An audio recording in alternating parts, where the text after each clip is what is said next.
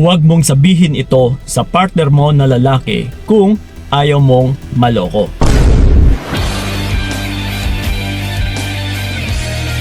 Yon. Yes. Ito mga utol, hindi nyo ba alam na kung minsan humahantong talaga na maloloko yung isang babae dahil lamang sa pananalita or sa gawain din na pinapakita ng isang babae? Oh. Yeah, na mas lalong mang-aabuso yung isang lalaki. Dahil dito ka po mababasa kung gaano mo siya kamahal. Na dito niya malalaman na patay ka sa kanya. Kaya ngayon, ang magiging epekto nito pagdating sa aming mga lalaki ay lalaki po yung ulo. Kaya dito po mamimihasa. So ito po sa pamamagitan ng salita ay mababasa ka rin ng isang lalaki na kung gaano mo siya kamahal. So hanggat maaari utol ay iwasan nyo po yung mga salitang ito. So isa-isahin ko po dito. Okay? Na yung una sa lahat is sobrang mahal kita. Yes. Pwede namang sabihin mong mahal kita. Pero huwag na huwag mong sabihin na sobrang mahal kita. Lalong-lalo na, no, kapag namimiss mo ng sobra yung partner mo or nababaliwala ka or lalong-lalo na kapag nakatunog ka na may other woman siya. So ito na ngayon. No, lahat na lang ng mga sinasabi mo sa kanya is halos pa sobra-sobra na. Sobrang mahal kita. Please lang, huwag na huwag mo akong iiwan. Nako po. Talagang tatatak at saka tatatak po ito sa isipan ng partner mo na lalaki. And yes, ito po yung magiging dahilan na pagdating ng araw ay lulukohin ka lang din. Okay? So yon, and then ito, yung pangalawa natin is hindi ako mabubuhay kapag mawala ka. Kahangalan. 'Di ba? Kahit mapababae at saka mapalalaki, parang sobra-sobra naman ito. Yung tipong parang hindi mo kayang mabuhay kapag mawala siya. Parang hindi naman tama. Kasi yung kung tutuusin utol, yung katunayan niyan ay kahit mawala pa yung partner mo ay hindi ka mamamatay. Trust me. Kahit itagapan natin yan sa bato, hindi ka po mapapaano. So that's why hanggat maaari, huwag na huwag mong sabihin sa partner mo na lalaki na hindi mo kayang mabuhay kapag mawala siya. Dahil lalaki at saka lalaki po yung ulo niya. Okay? So yon, and then ito, yung pangatlo natin is namimiss na kita. Okay. Actually wala namang problema sa ganitong salita. Pero ito ha, kailangan pa rin is huwag na huwag kang mag-initiate or huwag na huwag yung ikaw ang mangunguna na magsabi ng ganito. Namimiss na kita.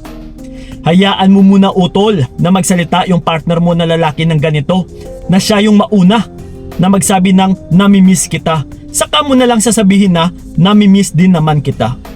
Huwag na huwag mo talagang sabihin, no? Huwag na huwag mong pangunahan. Naku, napapansin ninyo, di ba? Once na kapag palagi kayong nangunguna na sinasabi ninyo sa mga partner ninyo na lalaki na namimiss na kita, lalong-lalo na sa LDR, no? Is, di ba kung napapansin ninyo, kinatagalan ay parang hindi na magsasabi or hindi na magsasalita ng ganito yung partner mo na lalaki.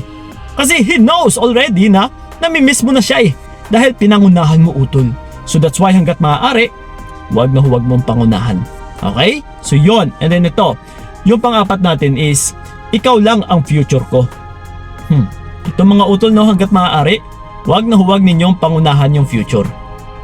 Kasi, parang pareho lang yan na, wala na. Parang nakakulong ka na sa kanya. Or, ikinulong mo na yung sarili mo sa kanya or yung buhay mo. 'Di ba? Why not na mag-focus ka na lang muna sa present ninyo? Huwag mo pangunahan na sasabihin sa partner mo kung gaano mo siya kamahal, na ikaw lang yung future ko, na mag-e-stay ako sa iyo habang buhay sa future. Talagang maaabuso ka lalo. Kasi pwede ka pala niyang lokohin dahil kahit ano man yung gagawin niya, andyan ka pa rin eh kasi siya yung future mo. Okay. Yes! So yun po ang mangyayari talaga. That's why hanggat maaari, huwag na huwag mong sabihin ito. Okay? And then ito, yung panlima natin is, ibigay ko ang lahat ng gusto mo. Grabe, sa mga galante dyan, no? Lalong-lalo na talaga sa mga, alam nyo na, yung mga mapera, which is hindi lang kung minsan sa salita, kundi sa pamamagitan ng kilos or gawa, talagang ginagawa po nila ito. Actually, may mga kababaihan talagang ganito. Even me, na-experience ko yan, na kahit wala naman akong ginagawa, kahit hindi naman ako nagpapakita ng motibo, is ito na, nagpapadala, kumbaga pa is parang nagpapa-impress. para mas lalong mahulog yung loob ng lalaki. Ito mga utol, okay lang sana kung yung isang lalaki is marunong rumespeto, no? Pero kapag nakatagpo ka ng isang lalaki na mapang-abuso talaga, nasa unat sa pool is ito naman talaga yung pinakamotibo niya sa'yo, and then pinamukha mo pa sa kanya na nandiyan ka lang, ibibigay mo ang lahat-lahat para sa kanya. Pinakita mo lang ito or halata mo lang talaga na gusto mo magka-jowa, na gusto mo ng partner, no, para hindi ka lang maiwan. Ibibigay mo ang lahat-lahat sa kanya. Yes, ito po ang pinapahiwatig mo dito, utol. So that's why hanggat maaari, hayaan mo muna yung lalaki, utol, no, na siya ito yung kakayod para sa'yo. Hindi yung sa gawa at saka sa kilos ay ibigay mo ang lahat-lahat para sa kanya. Nako po, asahan mo pagdating ng araw, lulukuhin ka pa niyan. Yeah, trust me talaga, yun po ang mangyayari. Okay? So yun. And then ito, yung pang-anim natin is, huwag na huwag mo akong iiwan. Ito mga utol, hindi mo na kailangan itong sabihin eh. Kasi kung minamahal ka naman talaga ng totoo ng partner mo, bakit mo pa ito sasabihin? May takot ka ba? No, hindi ka ba confident sa sarili mo? That's why, kung minsan kaya kayo napapasabi ng ganito, na huwag mo akong iiwan dahil nagdadalawang isip kayo sa mga partner ninyo. Na ibig sabihin, nakakaramdam kayo na parang hindi naman kayo minamahal. So, wala pong magagawa yung salita mo na ito, na huwag mo akong iiwan.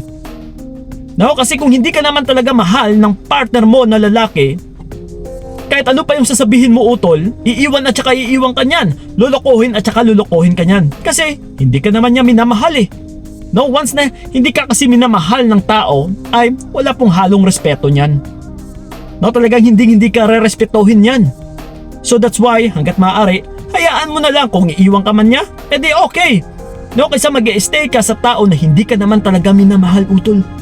So mas mainam na umalis siya sa buhay mo, nagpapakita lang ito na, okay, hindi mo ako mahal, so mas okay na ito. Yeah, okay? So yon, and then ito yung panghuli natin. Sabihin mo lang kung ano ang gusto mo. So pareho lang ito sa ibigay ko ang lahat ng gusto mo. Yes, mga galante dyan. Kaya kayo naluloko lalo. No? Lalong-lalo na din sa mga niluloko dyan, ay mas lalo pang natatakot. No? Sa mga niluloko, ito talaga yung mga bukang bibig nila eh. Dahil niloko na kayo, ito ngayon, babe, wag mo kong iiwan, sabihin mo lang lahat ng gusto mo. Gagawin ko para sa'yo. Nako, napakasarap pakinggan. Kapag ako yung lalaki, nako, talagang aantig yung tenga ko, uy, okay to ah. So that's why kung minsan, mapapansin mo na lang pagdating ng araw, no, is lulukohin ka na naman. Kasi mali yung mga binibitawan mong salita, utol. So that's why hanggat maaari, mag-ingat din po kayo sa mga bawat binibigkas ninyong salita sa mga partner ninyo na lalaki. Hindi po yan tanga, hindi po yan bobo yung partner mo na lalaki. Marunong po yan kumilatis. Binabasa din yan bawat kinikilos mo at saka bawat sinasabi mo kung gaano mo siya kamahal. Validation po yan pagdating sa amin. Na uy, ganito pala, to ka patay na patay sa akin, kaya patay kang bata ka pagdating ng araw. Not unless, no? Kung makatagpo ka lang naman ng lalaking mapagmahal talaga na seryoso sa'yo, mas okay lang, at least maintindihan ka niya, no? Kesa mag-ingat ka, baka makatagpo ka ng lalaking mapang-abuso talaga. Patay kang bata ka talaga, utol. Malalagot ka dito, uuwi ka lang naluwaan. Okay? So that's why mag-ingat at saka huwag na huwag ninyong sabihin yung mga salita na ito. So yun lang po. Maraming salamat. So ingat kayo. God bless and babush! Tayo ang coach ng pag-ibig, si Kuya